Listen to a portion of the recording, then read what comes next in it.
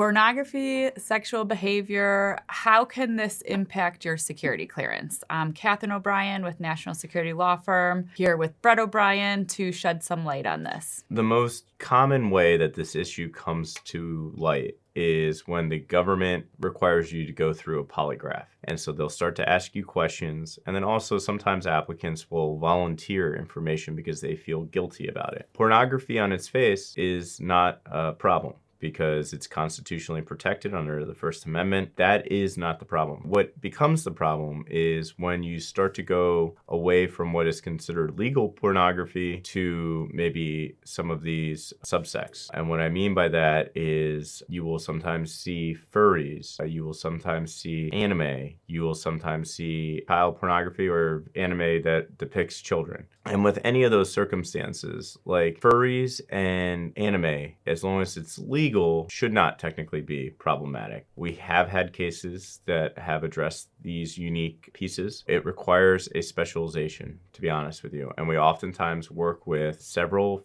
doctors that have clinical degrees in sexual behavior, because again, it goes back to trustworthiness and judgment. Those are the two big themes that run through all security clearance adjudications. Can you just explain briefly why? Why are these things relevant to that analysis? Mostly blackmail, right? So the biggest concern is blackmail. And the other place that you, and that's, yeah, that can even be true, like if you're married and your spouse is unaware that you're watching anime and things of that nature, right? So oftentimes how they will try to, don't want to say, but pigeonhole specific types of things, like maybe over 18 anime, and make that a specific issue on someone's security clearance adjudication. Great. Well, if you have further questions about this, reach out to us, give us a call. We'd be happy to discuss it.